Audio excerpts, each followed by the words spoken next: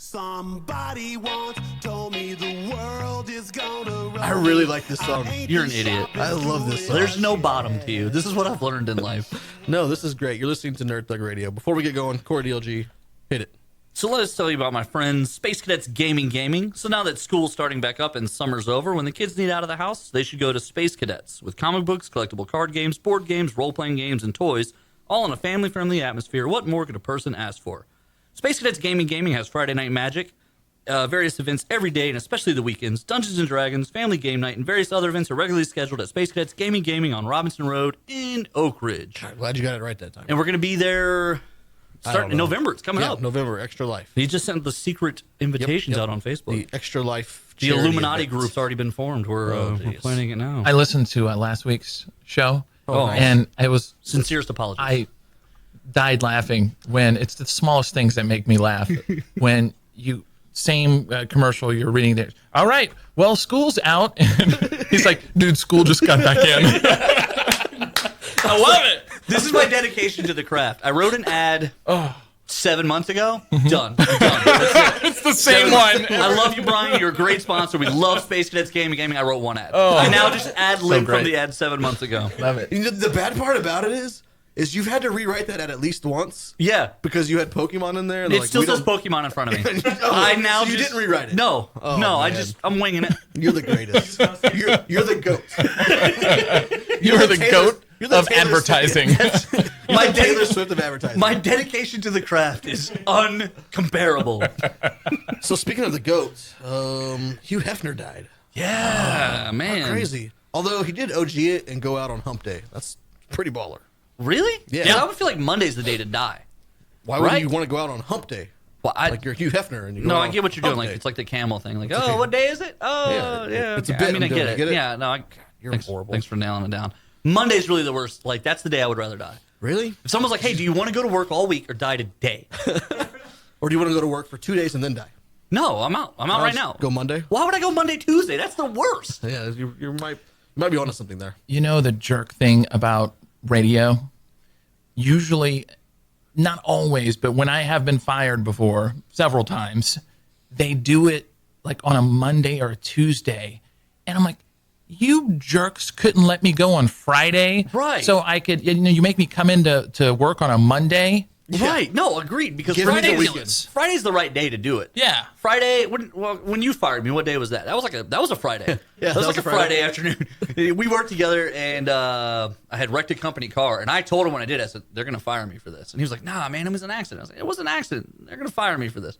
Like 3 days later, the HR lady comes walking, and she's like, "Hey, we gotta let Corey go," and he's like, "Really? Is there anything we can do about this?" And he just didn't want me to be right. He didn't even want me to keep my job. He just didn't want me to be right. Yeah. Told him in the room. You got to fire one on a Friday so that they have the whole weekend to sulk. Right. That way they don't show up the next day angry with a 12 gauge. There's no one there to retaliate. Yeah. Okay, what do you guys think about this? Back to Hugh Hefner. Sure. Because I was literally, just before I came up here, I was reading this. And this girl wrote on Facebook, Okay. I'm already in. please don't over-dramatize Hugh Hefner's death. He may be a pioneer of sorts, but he also helped perpetuate female stereotypes as sex objects. Wow. I'm going to 100% disagree. I agree. I agree with you. 100% disagree Yeah. because you can't. Oh, okay. Let me carefully phrase this because you can, and people don't like it when you do this. You can't make someone do something they don't want to do. Right. And there were all kinds of people who benefited so greatly from the careers that started from his magazine. Did you read what Pamela Anderson said? I hope it was nice. Cause Yeah. It was something she put up on Facebook or Instagram, and she was crying, and she's basically like, I am who I am today because of Hugh Hefner. No, that's not necessarily a compliment because it's kind of been a hard downward spiral. But, I mean, for her. yeah. But her high points, barbed wire. I mean, Wow. Done. Wow. Tommy Lee. You know what I mean? I said high points, but Oh, all right. okay. All right. He did have a Starbucks in his basement, though. Yeah, So it's kind of a good day. like, I don't think I want to visit the mansion now that he's gone. So finally, the guy who bought the mansion can now live in it. Because Right. that was Yes. the deal when he bought it. Yes. He had to let Hugh. Right. And you stay got here to know till I he die. thought 12 years ago when he bought it. In his head, he was like, what, like 2 years? No Yeah. problem. I can do that. Like, do you think that like 4 years ago people were nagging him? Oh, you still glad you bought that mansion? Probably. There are still people though. Some other they're like, oh, yeah, he's a pervert, gross. He's gross. What if you had a daughter and she was one of his girlfriends? First of all, if I had a daughter and she was a grown up, whatever makes her happy makes her happy. Right. But they coming off as kind of judgy to someone who they don't even know. Right. And I mean, well, really, they're only giving it about 30% of the credit, because if you're gonna say that he perpetuated the stereotype, that also means he turned a lot of these stereotypes into icons. Yes. That also means he made a lot of people a lot of money over the years. He put a lot of families and houses and homes and like a lot of single mothers through school. That's how I justify my weekends. I am helping those women get educations. Yeah. That's not on me. But so no, I don't like. The culture at the time was different, and I know that's sort of a weird defense excuse that people use for stuff, but it is the truth. When he came up, when he started that era, the cigarette clubs, the velvet jackets, that was very much, those became instantly iconic because it was something that everyone accepted. Mm-hmm. Those things happened back then. That was kind of the culture. So, I mean, it's not, no. I mean, also, he wouldn't have gotten very far without the help of the women who participated. Right? Yes. What kind of magazine do you have without any, if you put out a casting call and it's so disgusting that nobody wants any part of it, you'll know because no one shows up. Right. That's what happens to all of my personal ads. Okay.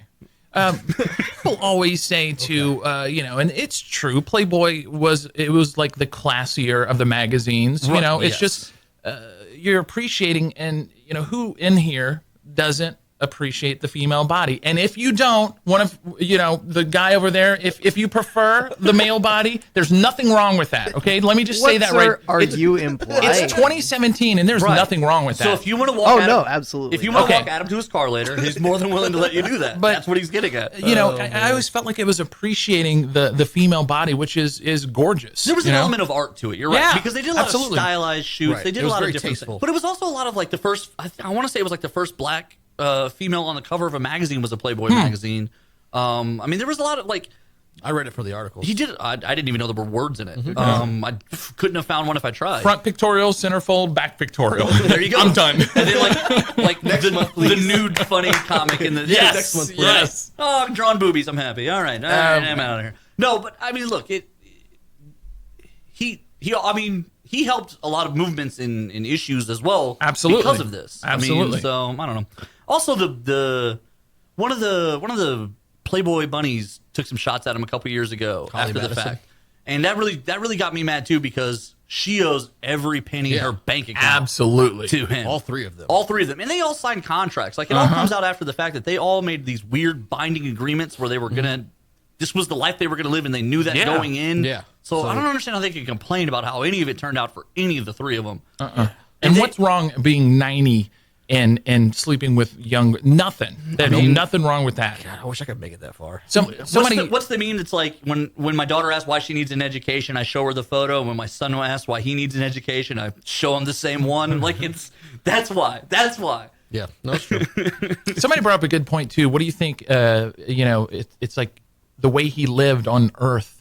Like heaven better step up their game. Right. Because I wondered about that too. Like, wow, it doesn't get much better than what he had. Do you think when he died, they were like checking resources? They were like, do we have enough? No. What can we do? Hap's coming. Coming. My favorite call meme. Call hell. We're gonna borrow. We're gonna need some things. My favorite meme was like, the Muslims and the Islams, they believe that they die and they go and all the virgins, and they have one of Hugh. He's like, you better hurry up. Hugh Hefner's here. Yes. Oh man. That guy's awesome. No, there's definitely And dude, a young Hugh, very handsome. Oh yeah. guy, Yeah. No, that was how it must have. It's not a good way. It must have been so easy for him because the photographer, artsy, you girls are just art. Like, you're beautiful. Yes. I just want to take some photos of you. Yes. Like, how... That is a very awful Hugh Hefner I don't do good impersonation. impressions. Okay. Nerd Thug Radio doesn't do anything well. If you haven't figured that out yet, this is the bottom. So your next broadcast is just... This is the bottom of the barrel. All right. This is as worse as it gets. So real quick, we'll just touch on one movie news. This is terrible news, too. So Terminator. There's a new one coming out. James Cameron's involved. Why are we even doing this? I don't know, because this one bit. So James Cameron's involved. He hasn't been involved since part 2, right? Okay. So now he's like coming in, I'm going to make a sequel to part 2. All the other stuff, that's crap. Well, James Cameron's been getting a cut of all this the whole time anyway, I think. So, because he owns it all. It's all his franchise. So he's like, I'm going to do Avatar, like 6 of them. Right. And then I'm going to help out with this Terminator over here. Shouldn't he be busy like right now? Like, how much stuff does James Cameron need to do? Listen, he waited till technology caught up, And now he wants to. and he's ready to go. Well, didn't they do that with Spider-Man? They just kind of like wiped out and they went back to the beginning? Yeah. 3 times. It's weird. Yeah, Right. but the Amazing Spider-Man series was terrible. They were all pretty terrible. No, I mean, I don't know. I like the last 2 before. Yeah, that guy was The just Tobey jerk. Maguire one was terrible. Yeah, that guy, if he just wouldn't have made the movie studio, man, he could have made like 10 Spider-Mans. Yeah. But Spider-Man's. Spider-Mans. But Yeah, he they do was your a super- taxes and they save the day. Instead, he was just a super jerk. Right. He couldn't show up for breakfast. Yeah. Which That one was was it. that? The Andrew Garfield. So the deal was yeah. the movies made essentially the same money as the other ones, and the studio was like, and they were iffy. And then he was supposed to have a meeting with one of the studio execs to kind of say what's going to happen next. Yeah. And he called to cancel the breakfast meeting apparently within the hour of, which is bad etiquette, I'm told. I don't know. I show up for food. Yes, we do. Yeah, we do. And so then the studio exec was like, well, I don't need to make movies with that guy anymore. And so that's how he lost the gig, was just because he didn't go to breakfast. Cut. So do you guys go see the new Terminator or you just write it off? I didn't see the last one. There's Yeah. something about a school bus and time Yeah. travel. I've seen the and- first 2, and then after that, I just stopped watching. Yeah, I don't know. I mean, Perfect, yeah. See, So you're I- ready. You're yeah, ready for James I'm ready Cameron. for the Yeah, new one. you're Yeah, ready for the I'm third. ready. I'm here. I don't know. I mean, is the girl who played Sarah Connor still alive? I have no clue. I think she is, yeah. oh, she's never doing a Terminator movie again. You know that scene in where No. they leave? I know. Which movie? T2. Oh, okay, When maybe. they just finished destroying Skynet and they're leaving the elevator and everybody's shooting at her. Yeah. And okay, so in that scene where Arnold just unloads on all the bad guys, she actually suffered hearing loss in one of her ears during that scene. Oh, actors get hurt all the time. Oh yeah, and Yeah. like the training that she had to undergo to give in the movie, she doesn't want to do that again. There's no dedication. Yeah. She shouldn't be involved in Terminator. What is she even in otherwise, though? Nothing. I mean, to be Nothing. an actor, you have to be in a movie. Linda That's what- Hamilton, isn't it? Yeah. Yes, and that's what Nothing. Ian Ziering taught me. That's why he did Sharknadoes. He said my health insurance was almost out, and my wife was pregnant, so I had to take the movie. And now look at him. Right Yeah. now, he's made 5 more. Whatever. We're going to jump out, take a quick break. When we come back, we'll talk to Adam Smasher some more. You're listening to Nerd Thug Radio. Hashtag talking nerdy to you. Told me the world is gonna roll me. I ain't the sharpest tool in the shed. Is it? I don't even know what she's. Linda Hamilton. I don't even know what she's been in since then. I don't think much. Is she married to James Cameron?